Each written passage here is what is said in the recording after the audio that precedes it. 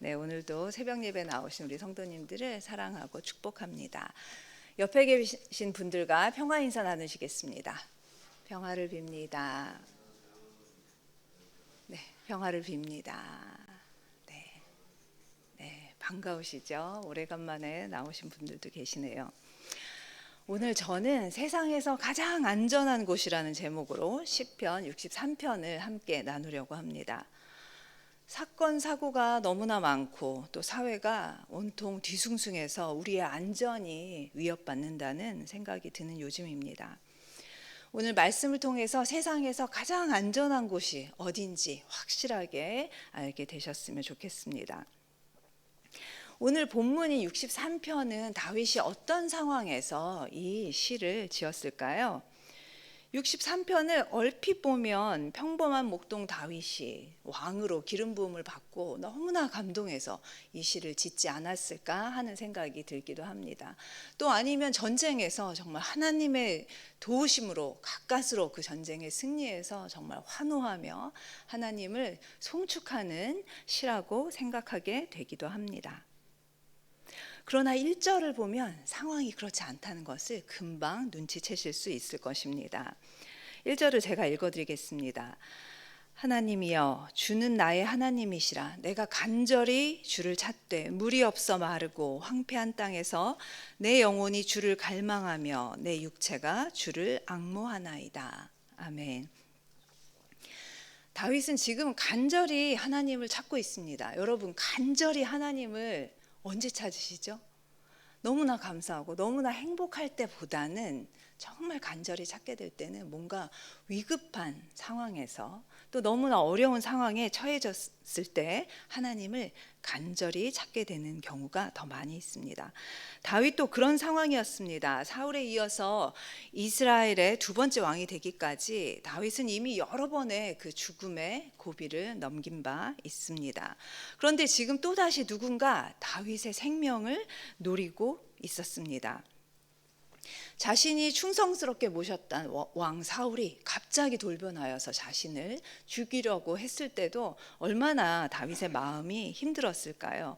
그런데 이번에는 친아들인 압살롬이 그 반란을 꾀하고 군대를 동원해서 지금 다윗 자신의 생명과 왕위를 노리고 있다니 정말 큰 충격이 아닐 수 없었습니다.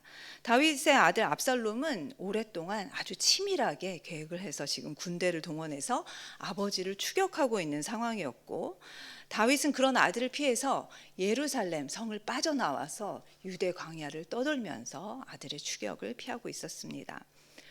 호화로운 궁전과 푹신한 침대 대신에 황폐한 땅의 흙바닥에서 잠을 자야 했고, 포도주는커녕 마실 물도 없어서 목이 마른 상황이었습니다.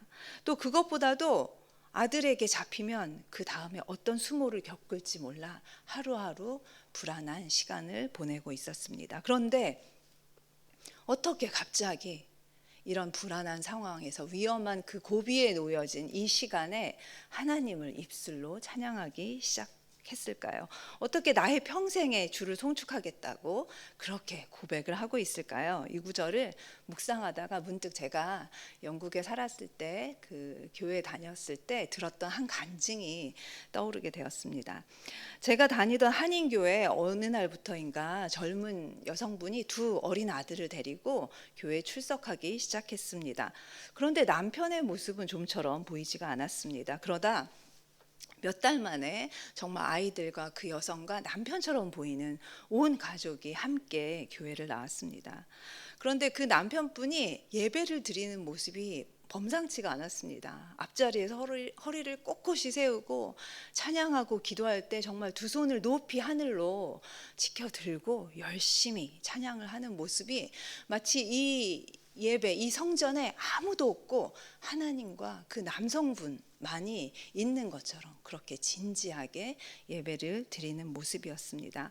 그래서 뒤에서 보면서 저분은 어떤 분이실까, 하나님을 어떻게 알게 됐을까 궁금해졌습니다. 그리고 그 젊은 부부의 예배 드리는 모습이 참 좋게 보여졌습니다. 그런데 며칠 뒤에 드디어 궁금증이 풀렸습니다. 금요 철야 예배 때 그 남성분이 앞에 나와서 간증을 하게 된 것이었습니다. 알고 보니 그 남성은 아프가니스탄에 파견되어 있던 외교관이었다고 합니다.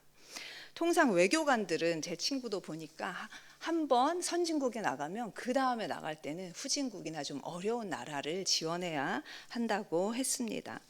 그래서 이번에 이 선진국을 다녀왔던 이분은 이번에는 후진국이나 좀 위험한 나라에 지원을 해야 하는 상황이었다고 합니다. 그래서 엄청 고민을 했는데 결국 지원한 곳이 아프가니스탄이었습니다. 아프가니스탄은 잘 알다시피 2001년에 미국에 어떤 일이 있었죠? 9.11 테러가 있었습니다. 월드 트레이드 센터에 비행기가 충돌해서 엄청난 인명 피해가 있었습니다. 그 테러의 배후로 지목되는 오사마 빈 라덴과 그 사람이 이끄는 알카에다 조직이 아프가니스탄에서 활동을 하고 있었습니다. 그래서 미국이 아프가니스탄을 공격하였습니다. 그래서 오랫동안 전쟁 중인 나라였습니다. 그 무렵 2011년이었었는데요. 파키스탄에 숨어있던 오사마 빈 라덴이 사살되었고 또 그에 대한 보복으로 미군 38명이 탄 그 아파치 헬리콥터가 추락을 당했습니다. 공습을 당했던 것이죠. 그래서 정말 그 아프가니스탄의 상황은 그야말로 최악의 상황이었습니다.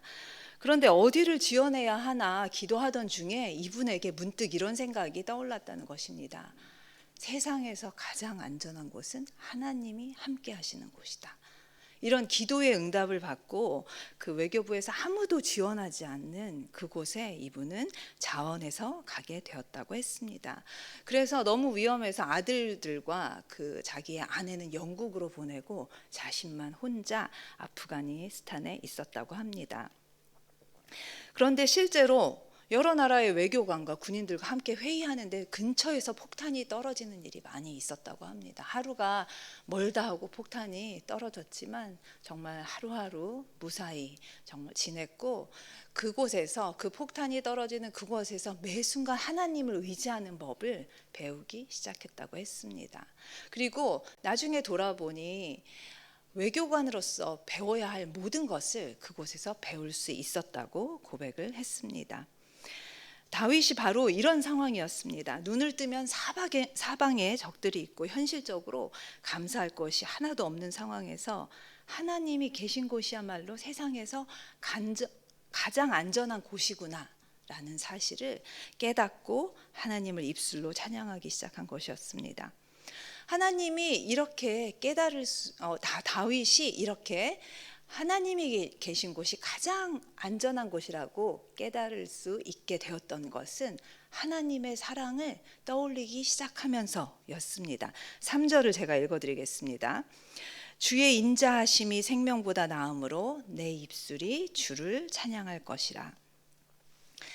다윗은 고대 근동에 살았던 모든 사람들이 그랬듯이 신이 인간을 만드셨다는 사실을 의심한 적이 없었을 것입니다. 그런데 지금까지의 삶을 영화의 필름처럼 쫙 돌려보니 자신의 생명을 만드신 하나님이 인간을 노예처럼 부리려고 만들었던 고대 근동의 신과는 달리 자신을 너무너무 사랑하는 한낱 피조물인 자신을 위해서 모든 것을 아끼지 않고 주시는 하나님이심을 깨닫게 된 것이었습니다. 자신의 친아버지 이새조차도 눈여겨보지 않았던 보잘것없는 막내 아들이었던 자신에게 사무엘을 보내서 왕으로 기름을 부으셨고 또 감히 상대할 수 없는 정말 차이가 엄청나는 그 거인 골리앗을 아무 무기 오로지 그냥 돌 팔매 질로 쓰러뜨릴 수 있었던 것도 하나님의 도우심이었음을 깨닫게 되었습니다. 또 사울에게 쫓겨다닐 때는 어땠을까요? 정말 피할 곳을 주시고 숨을 곳을 주시고 정말 산성이 되어주신 분이 하나님이셨습니다. 블레셋과의 전투에서 매번 승리하게 하신 것도 하나님의 도우심이었습니다. 그뿐만이 아니었죠. 다윗이 정말 왕으로 온갖 권세를 누리고 살 때 범죄를 하게 되었습니다.